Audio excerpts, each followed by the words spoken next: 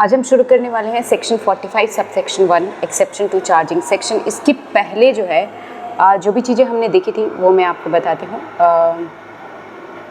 देखो, सबसे पहले हमने देखा था चार्जिंग सेक्शन, देन हमने देखा था कैपिटल एसेट का डेफिनेशन देखा था, उसके बाद हमने देखा था ट्रांसफ़र का मतलब क्या होता है। उसकी अगली क्लास थी जिसमें हमने देखा था कि कैपिटल गेन के टोटल 7 प्रोवाइज़ो हैं। तो एक क्लास में हमने ऑल टोटल 7 प्रोवाइज़ो देख लिया था। उसकी जो अगली क्लास थी उसमें हमने कुछ इम्पॉर्टेंट पॉइंट डिस्कस करे थे और हमने देखा था ये वाले हमने देखा था cost of acquisition, cost of improvement, और हमने कुछ इम्पॉर्टेंट पॉइंट्स डिस्कस करे थे। Points to remember, if you remember this thing I told कि मैंने अपने नोट्स में कुछ क्लैरिफिकेशंस को और कुछ केस लॉ को समराइज़ करके एक एक लाइन में या 3-4 सेंटेंसेस में उसको देने की कोशिश करी है। उसके बाद से हमने ये भी देखा था कि जो शॉर्ट टर्म और लॉन्ग टर्म डिसाइड होता है उसके लिए क्या क्राइटेरिया है, टाइम पीरियड क्या है और कैपिटल एसेट कौन कौन से होते हैं। मतलब बेसिकली हमने देखा था कि जो भी हमारे पास कैपिटल एसेट है उनका जो डिस्ट्रीब्यूशन है वो टाइम पीरियड के बेसिस पे है। I hope you understood up to this point. Period of holding भी हमने देखा था कि इन सारे सिक्योरिटी के पीरियड ऑफ होल्डिंग कहाँ से काउंट करेंगे। एंड यस, अब आज हम शुरू करने वाले हैं एक्सेप्शन टू चार्जिंग सेक्शन से। पहला पॉइंट आपका बोलता है देखो, चार्जिंग सेक्शन आपका क्या बोलता था। चार्जिंग सेक्शन आपकी 2-3 चीज़ें बोलता था कि अगर ट्रांसफ़र हो रहा है एसेट का, ट्रांसफ़र का मतलब आपको बताया गया था, और बोलता था ट्रांसफ़र हो रहा है अगर आपको कैपिटल एसेट का, तो जिस ईयर में प्रीवियस ईयर जिस ईयर में ट्रांसफ़र हुआ, प्रीवियस ईयर जिसमें ट्रांसफ़र हुआ उसी ईयर में हम कैपिटल गेन कैलकुलेट करेंगे और उसी ईयर में कैपिटल गेन का टैक्स लग जाएगा। आई hope you understood this point. अब इतनी आपको मेन चीज़ें याद हो गई कि ट्रांसफ़र होगा, कैपिटल एसेट का होगा, और जिस ईयर में हो रहा होगा ट्रांसफ़र उसी ईयर में कैपिटल गेन का टैक्स लगेगा। अब इसी का कुछ एक्सेप्शन होगा हमारे पास एक्सेप्शन टू चार्जिंग सेक्शन में, इन्हीं सारी चीज़ों का। तो पहला जो एक्सेप्शन है वो है आपका सेक्शन 45(1)(a। मैं यहाँ पे शॉर्टकट में बताऊँगी क्योंकि इन चीज़ों को, इन एक्सेप्शंस को हमें डिटेल में भी पढ़ना है। वो आपको बोलता है इंश्योरेंस क्लेम के बारे में कि अगर कोई हमारा एसेट है, सपोज करो वो एसेट हमारा कहीं पे कैसे भी डिस्ट्रॉय हो जाता है और उसके अगेंस्ट अगर हमें इंश्योरेंस मिलता है, तो देखो एसेट तो ट्रांसफ़र का मतलब अगर आपको याद हो तो उसमें डिस्ट्रक्शन भी था, जैसे कि फ्लड वगैरह आ गया या फिर वॉर हो गया, वो सारी चीज़ें भी थी।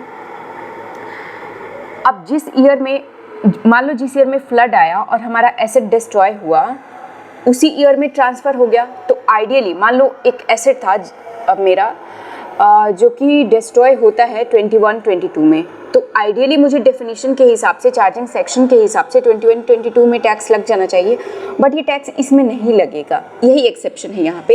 ये टैक्स हमें उस ईयर में लगेगा, जैसे मान लो हमें कंपनसेशन अमाउंट इस एसेट का मिलता है 24-25 में, तो टैक्स जो है हमें 24-25 में लगेगा। आई होप यू अंडरस्टूड दिस। पहला एक्सेप्शन आपका ये है। सेक्शन 45 सबसेक्शन 2, ये आपका एक्सेप्शन बोलता है conversion of capital asset into stock in trade. अब ये बोलता क्या है, अगर आपको याद हो तो मैंने आपको ये भी बोला था कि जब ट्रांसफ़र की बात होती है तो जो कैपिटल एसेट जो कन्वर्ट होता है स्टॉक इन ट्रेड में ना, that is also included in the definition of transfer. और सपोज करो कि ये जो कन्वर्जन वाली चीज़ है वो 21-22 में होती है, तो 21-22 में हमें टैक्स लग जाना चाहिए as per our charging section. But ये टैक्स 21-22 में ना लग के ये टैक्स लगेगा जब हमारा ये stock in trade, same example मैं लेती हूँ, ईयर को सेम रखती हूँ, 24-25 में अगर ये हमारा स्टॉक इन ट्रेड सेल होता है तो इसका जो कैपिटल गेन है, मान लो ये 100 का था और स्टॉक इन ट्रेड जो है वो 110 में हुआ, तो ये जो 10 रुपये का कैपिटल गेन है ना, ये जिस ईयर में स्टॉक इन ट्रेड हमारा बेचा गया, जैसे कि 24-25 मेरे यहाँ पे एग्जाम्पल में, तो ये टैक्स 24-25 में लगेगा। आई hope you understood this point.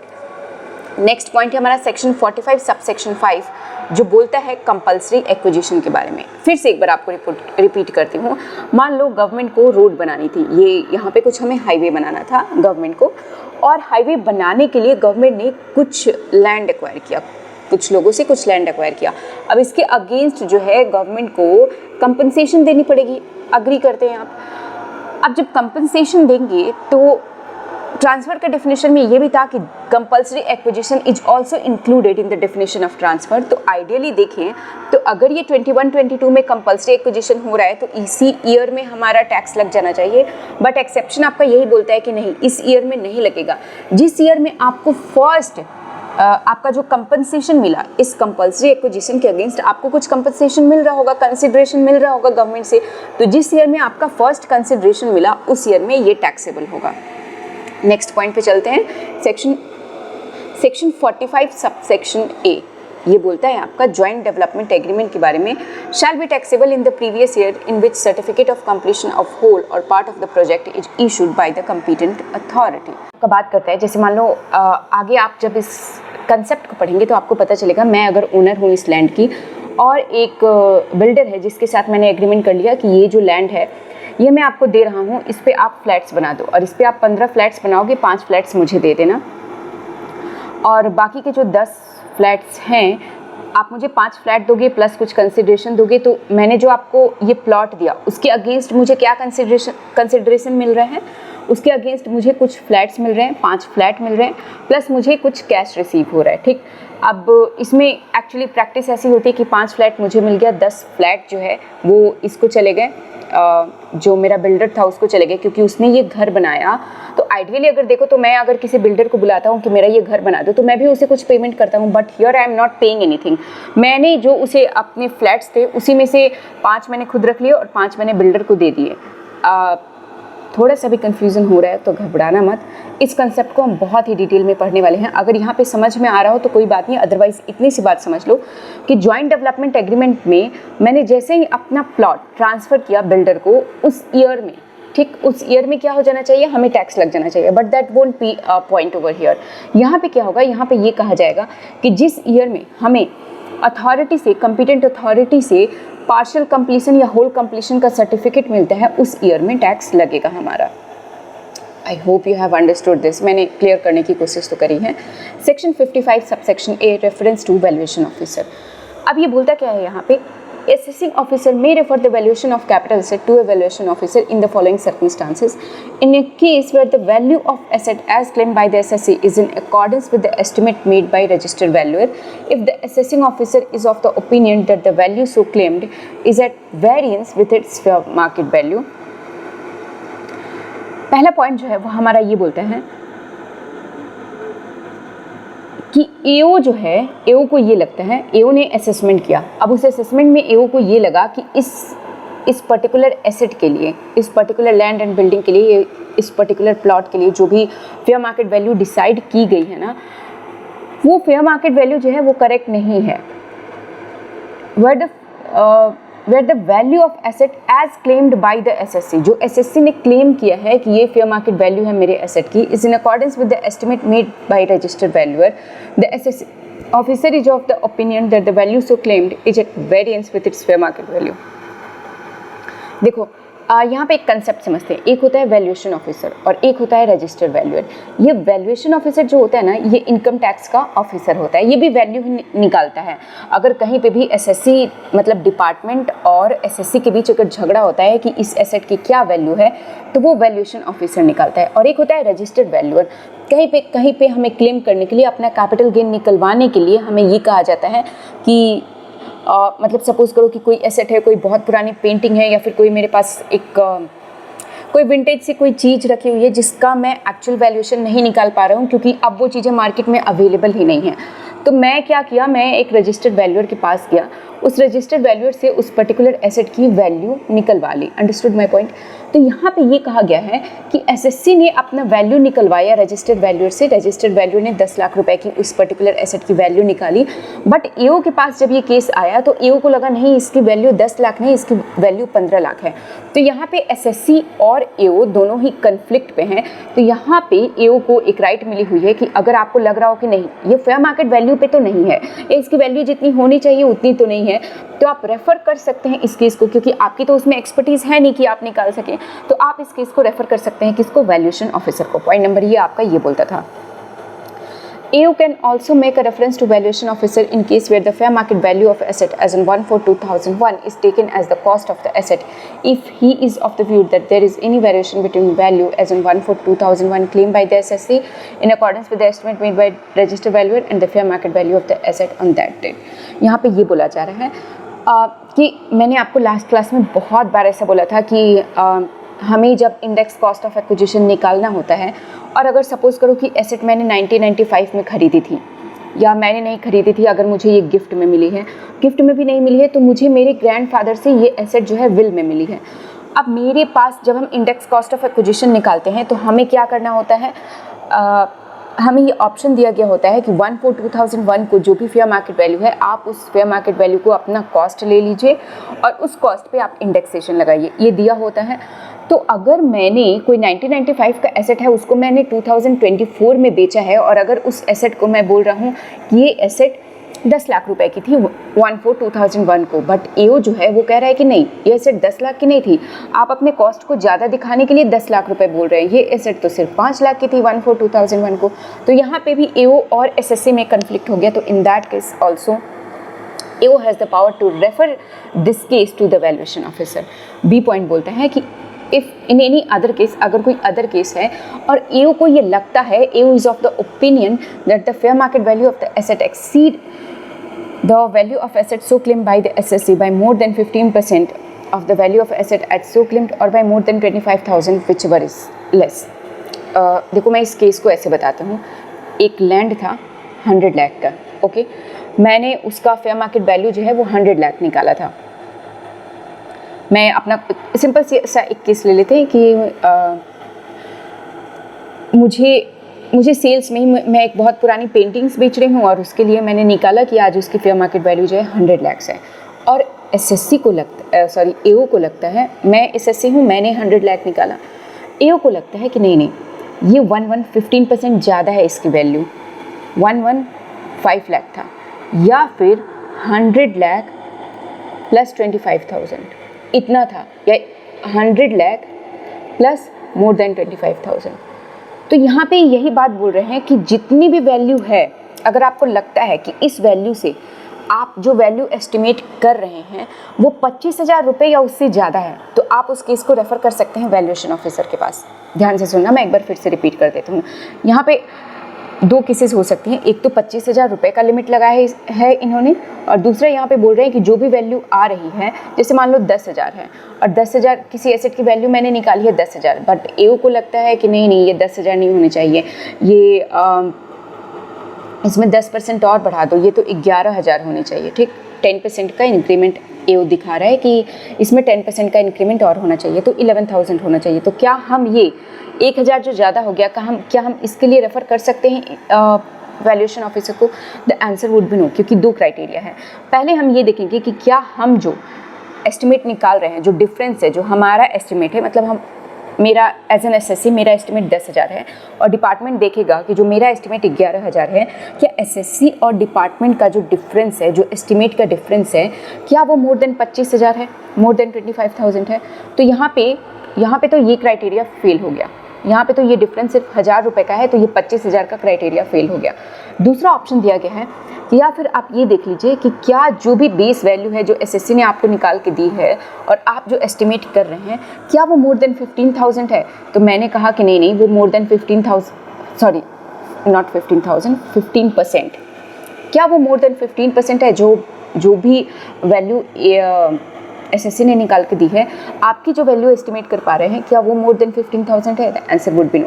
तो यहाँ पे इन दोनों में से कोई क्राइटेरिया फुलफिल नहीं हुआ, तो हम ये केस को AO जो है रेफर नहीं कर पाएगा वैल्यूएशन ऑफिसर के पास। बट अगर एक भी क्राइटेरिया फुलफिल हो जाता, कहते हैं विच एवर इज़ लोअर, मतलब इस दोनों में से जो भी क्राइटेरिया फुलफिल हो जाए ना, अगर लोअर हायर नहीं समझ में आए तो ये समझ लेना कि जो भी क्राइटेरिया फुलफिल हो जाए, कोई भी एक क्राइटेरिया फुलफिल हो जाए, तो AO के पास ये राइट है कि वो अब इस केस को रेफर कर सकते हैं वैल्यूएशन ऑफिसर के पास।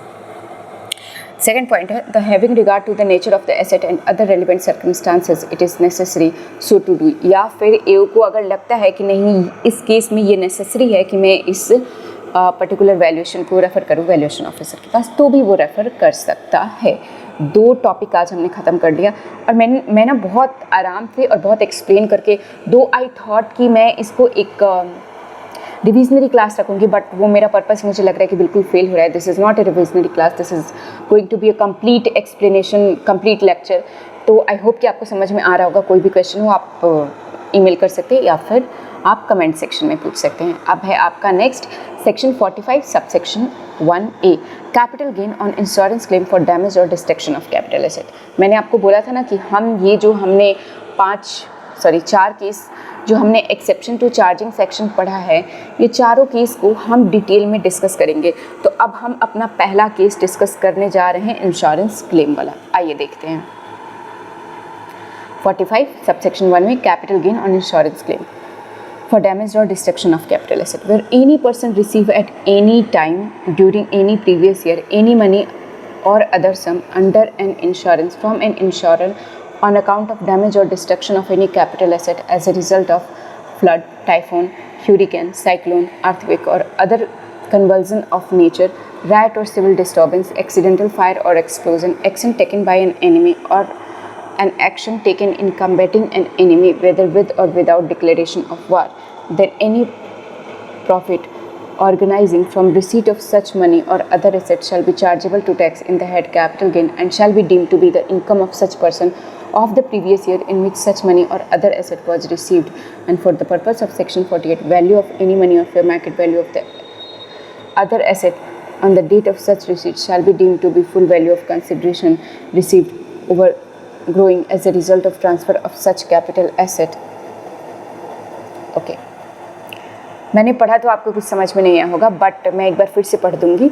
आपको पहले मैं इसका कंसेप्ट समझा देती हूँ. ये कहना क्या चाहते हैं, देखो ये क्या बोल रहे हैं.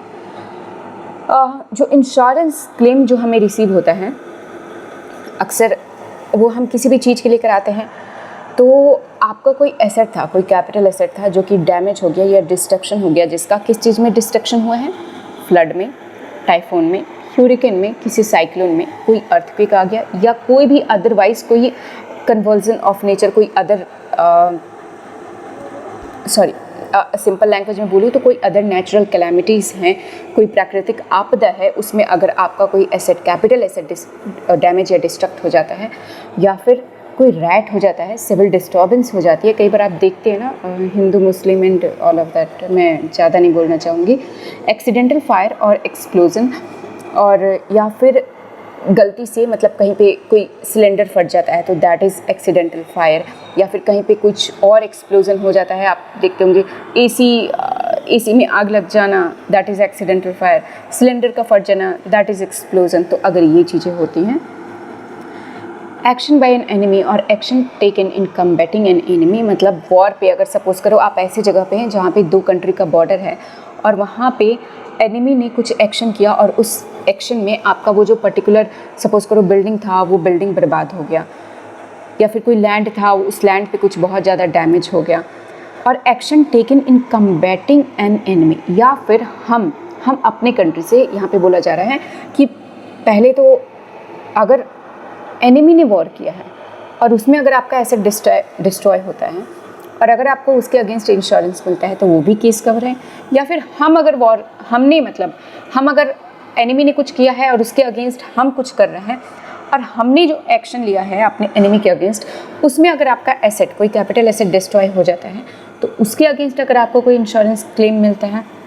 और ज़रूरी नहीं कि ये जो चीज़ें हो रही हैं, मतलब जो दुश्मन से लड़ाई हो रही है, अगर आपका बॉर्डर पे घर है तो वो डिक्लेरेशन ऑफ वॉर होना चाहिए, तभी उसमें अगर आपको वॉर डिक्लेयर हो गया और उसमें आपको पैसे मिल रहे हैं तो ही वो टैक्सेबल होगा. नो, वॉर डिक्लेयर हुआ है या नहीं हुआ है, अगर दोनों तरफ से, क्योंकि मैं ज़्यादा बॉर्डर का इसलिए बोल रही हूँ बिकॉज गोलियाँ चलती रहती हैं इंडिया पाकिस्तान के बॉर्डर पे. तो अगर पाकिस्तान ने गोली चलाया या फिर चाइना ने गोली चलाया, ऐसे लेते हैं, और उसमें अगर आपका कोई एसेट डिस्ट्रॉय हो गया और उसके लिए अगर आपको इंश्योरेंस क्लेम मिलता है, या फिर अगर हमने इंडियन फोर्सेस ने गोली चलाया या कुछ किया एक्शन लेने के लिए, जो भी एनिमी ने कुछ तहलका मचाया, मतलब एनिमी ने कुछ किया और उसके अगेंस्ट हम अगर कुछ एक्शन ले रहे हैं और उसमें अगर कोई आपका कैपिटल एसेट डिस्ट्रॉय हो जाता है, इन दैट केस ऑल्सो अगर आपको कुछ इंश्योरेंस मिलता है तो वो इंश्योरेंस भी आपको टैक्सेबल हो जाएगा कैपिटल गेन में. उसके बाद से ये बोलते हैं, चलो मैं आपको एक एग्जांपल देती हूँ। अभी तक मैंने आपको समझाया कि केसेस क्या क्या हो सकते हैं। अब मैं आपको एक चीज़ बोलती हूँ। आपके पास एक बिल्डिंग थी, ये बिल्डिंग क्या हुआ, वही एग्जांपल लेते कि कुछ चाइना ने कुछ ऐसा वॉर वगैरह हो रहा था, तो उधर से कुछ एक्सप्लोजन हुआ चाइना के साइड से, और उसमें जो है मिस्टर ए की ये बिल्डिंग बर्बाद हो गई। अब इसका मिस्टर ए ने इंश्योरेंस करा रखा था। अब इस बिल्डिंग की बजाय मिस्टर ए को एक इंश्योरेंस कंपनी बोलती है हम आपको पैसे नहीं दे रहे हैं, हम आपका कंस्ट्रक्शन करवा देंगे, ठीक, या फिर हम इस बिल्डिंग के बजाय आपको कोई और एसेट दे रहे हैं। सपोज करो, बहुत ही फिक्टिशियस एग्जांपल है, ये रियल नहीं है, हम आपको गोल्ड दे देते हैं, हम आपको पैसे नहीं दे रहे हैं, हम आपको क्या दे देंगे, गोल्ड दे देंगे। तो यहाँ पे जब आपको इंश्योरेंस मिलता है, तो अगर आपके पास पैसे आते हैं तो आपके पास रहता है कि मैंने 50 लाख का इंश्योरेंस का मुझे पैसा मिला, तो वो हो जाता है आपका फुल वैल्यू ऑफ कंसिडरेशन, ठीक है। बट अगर मेरा कोई एसेट डिस्ट्रॉय हुआ और उसके अगेंस्ट अगर मुझे कोई और एसेट मिल रहा है, तो मेरा फुल वैल्यू ऑफ कंसिडरेशन क्या होगा। तो यहाँ पे जो यहाँ पे जो हाईलाइट है वो यही बोल रहे हैं, वैल्यू ऑफ एनी मनी और the fair market value of other asset.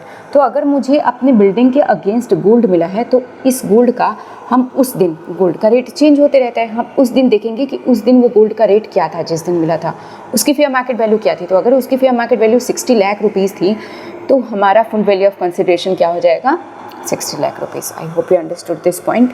थोड़ा टाइम लगा बट आपको समझ में आ गया होगा। तो ये हमारा फुल वैल्यू ऑफ कंसिडरेशन हो जाएगा। आपके पास जो भी आपने एसेट खरीदा होगा उसके पास, या फिर अगर आपको प्रीवियस ओनर से मिला हो तो प्रीवियस ओनर का कॉस्ट, उसका हम इंडेक्स कॉस्ट ऑफ एक्विजिशन कर देंगे, और मान लो ये आ गया 20 लाख, तो हमारे पास 40 लाख का कैपिटल गेन आ जाएगा। नेक्स्ट हमारे पास है points to remember, not POR, it is PTR, जिसमें पहला बोलता है कि this section not attracted if asset is destroyed and no insurance compensation receive. मतलब कि यहाँ पे ये बोला जाए, जैसे कैपिटल गेन जो होता है ना वो टैक्सेबल होता है, तो क्या जो कैपिटल लॉस हुआ वो भी टैक्सेबल हो जाएगा, या क्या हम उस कैपिटल लॉस को जो है अपने अगले कैपिटल गेन, जो भी हमारा बाद में कैपिटल गेन हुआ, उसके अगेंस्ट हम सेट ऑफ कर सकते हैं। तो पॉइंट नंबर 1 आपको यही बोलता है कि no, it is not allowed, it is dead loss, और उसका कोई ट्रीटमेंट नहीं होगा, नो टैक्स ट्रीटमेंट। ये जो अगर आपका कैपिटल लॉस हो गया तो उसका कोई टैक्स ट्रीटमेंट नहीं होगा, that is a dead loss. Second point है, capital gain shall be taxable in the year in which asset is destroyed but shall not be taxable in the year in which asset is destroyed but shall be taxable in year in which insurance compensation is receive. आपको पहले भी मैं ये कई बार ये चीज़ बता चुकी हूँ कि जिस ईयर में एसेट डिस्ट्रॉय हुआ उस ईयर में कैपिटल गेन टैक्सेबल नहीं होता है, जिस ईयर में हमें कंपनसेशन मिलता है उस ईयर में कैपिटल गेन टैक्सेबल होता है। The date of transfer of capital asset should mean the date of reconstruction. और ट्रांसफ़र ऑफ कैपिटल एसेट का इसलिए महत्व होता है क्योंकि हम उसी दिन से ये डिसाइड करेंगे कि हमारा शॉर्ट टर्म है या long term. Long term decide करने के लिए आपके पास डेट ऑफ परचेज तो था, बट डेट ऑफ ट्रांसफ़र तक तो जाना पड़ेगा ना, तभी तो आप डिसाइड कर पाएंगे कि ये एसेट मेरे पास 24 महीने रहा या 36 मंथ रहा। तो उसके लिए जो डेट ऑफ ट्रांसफ़र होगा that would be date of destruction. If the asset receive from insurance company is further sold in the then fair market value of such asset on the date on which it was received should be taken at its cost of acquisition। अब मान लो कि मैंने आपको एक example दिया था अभी, हाँ, कि मेरे पास बिल्डिंग थी वो डिस्ट्रॉय हुई और मुझे क्या मिला, मुझे बदले में गोल्ड मिल रहा है, मुझे कैश नहीं मिल रहा है। मेरा सर दर्द दे रहा है, तो मुझे कैश नहीं मिल रहा है। अब होगा क्या, इस गोल्ड को मैं 3 साल बाद बेच देती हूँ, ठीक है। अब इस गोल्ड को क्या करती हूँ, मैं 3 साल बाद बेच देती हूँ। तो एक चीज़ समझना यहाँ पे मैं कहना क्या चाहती हूँ, जब गोल्ड को हम बेचेंगे तो हम कितने पैसे में बेच रहे हैं वो मेरा फुल वैल्यू ऑफ कंसिडरेशन हो जाएगा। But what would be my cost of acquisition. Cost of acquisition के लिए वो यही बोलते हैं कि जो कैपिटल गेन निकालने के लिए आपने cost of acquisition, capital gain निकालने के लिए वक्त जो आपने फुल वैल्यू ऑफ कंसिडरेशन लिया था ना, वही आपका कॉस्ट ऑफ एक्विजिशन हो जाएगा। ऐसे भी ना समझ में आए तो इसको ऐसे ले लो कि जिस दिन हमें ये एसेट मिला ना, जिस दिन मुझे गोल्ड मिला उस दिन उस गोल्ड की फेयर मार्केट वैल्यू क्या थी, वही मेरा कॉस्ट ऑफ एक्विजिशन हो जाएगा। दोनों बातें सेम ही है, घुमा करके बोल रहे हैं। दोनों में से जो आपको पकड़ में आए, जो आपके दिमाग में हिट कर रहा हो, उसको आप पकड़ लेना कि या तो जो मेरा कैपिटल गेन निकालते वक्त जो मेरा FVC होगा वही मेरा कॉस्ट ऑफ एक्विजिशन होगा, या फिर इसको ऐसे समझ लो कि जिस दिन हमें एसेट मिल रहा है उस दिन का जो कॉस्ट ऑफ एक्विजिशन है, उस दिन का जो फेयर मार्केट वैल्यू है, that would be my cost of acquisition. Next है हमारा section 45 subsection 2 conversion of capital asset into stock in trade. Okay, वैसे तो क्लास बहुत छोटी है, but seriously I am not feeling well, तो मैं अब इस क्लास को यहीं पे स्टॉप कर दूँगी। So I see you in my next video. और आई होप कि मैं जो आपको पढ़ा रही हूँ, मुझे बहुत मज़ा आता है पढ़ाने में, बहुत ही ज़्यादा, मतलब इतना कि I can not explain it to you. So I hope कि आपको समझने में भी उतना ही मज़ा आता होगा जैसे मैं बोल रही हूँ कि I can not explain it to you, वैसे ही आपको भी ऐसा लगता होगा कि इतना अच्छे से समझ में आता है कि I can not explain it to you. यही मेरा मेन पर्पस है कि आपको समझ में आए अच्छे से। और अगर आपको अच्छा लगा हो तो लाइक